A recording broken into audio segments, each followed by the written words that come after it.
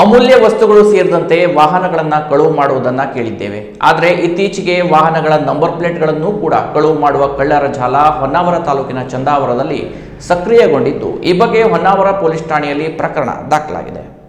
ನಿಲ್ಲಿಸಿಟ್ಟ ಕಾರಿನ number plate ಕದ್ದೊಯ್ದು ಬೇರೊಂದು ಕಾರಿಗೆ ಕದ್ದಿರುವ ನಂಬರ್ ಪ್ಲೇಟ್ ಬಳಸಿಕೊಂಡು ಅಪರಾಧದಂತಹ ಕೃತ್ಯಗಳಲ್ಲಿ ತೊಡಗಿಕೊಳ್ಳುವ ಕಳ್ಳರ ಜಾಲವೊಂದು ಹೊನ್ನಾವರ ತಾಲೂಕಿನ ಚಂದಾವರದಲ್ಲಿ ಸಕ್ರಿಯವಾಗಿರುವ ಬಗ್ಗೆ ಶಂಕೆ ವ್ಯಕ್ತವಾಗಿದೆ. ಈ ಕುರಿತು ಹೊನ್ನಾವರ ಠಾಣೆಯಲ್ಲಿ ಪ್ರಕರಣವೊಂದು ದಾಖಲಾಗಿದೆ. ಚಂದಾವರದ ನಾಕಾ ಬಳಿ ಶ್ರೀಕಾಂತ್ ನಾಯ್ಕ ಎಂಬುವವರು ತಮ್ಮ ಕಾರನ್ನು ಅಂಗಡಿ ಬಳಿ ನಿಲ್ಲಿಸಿದ್ರು.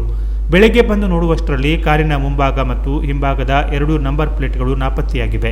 ಯಾರೋ ನಂಬರ್ ಪ್ಲೇಟ್ ಕಳ್ಳರು ರಾತ್ರಿ ವೇಳೆ ನಿಲ್ಲಿಸಿಟ್ಟ ಕಾರಿನ ನಂಬರ್ ಪ್ಲೇಟ್ ಅನ್ನೇ ಕದ್ದೊಯ್ದಿದ್ದಾರೆ ಎಂದು ಹೊದ್ಕೆಯ ಶ್ರೀಕಾಂತ್ ನಾಯ್ಕ್ ತಿಳಿಸಿದ್ದಾರೆ. ಇನ್ನು ಈ ಕೃತ್ಯ ಎಸಗಿರುವವರನ್ನು ಪತ್ತೆ ಹಚ್ಚಿ ಶಿಕ್ಷೆಗೊಳಪಡಿಸುವಂತೆ ಶ್ರೀಕಾಂತ್ ನಾಯ್ಕ್ ಹೊನ್ನಾವರ ಪೊಲೀಸ್ ಠಾಣೆಯಲ್ಲಿ ಪ್ರಕರಣ ದಾಖಲಿಸಿದ್ದಾರೆ. ಪೊಲೀಸರು ತನಿಖೆ ಕೈಗೊಂಡಿದ್ದಾರೆ.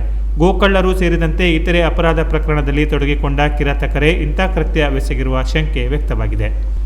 Canara plus news, Honnavar.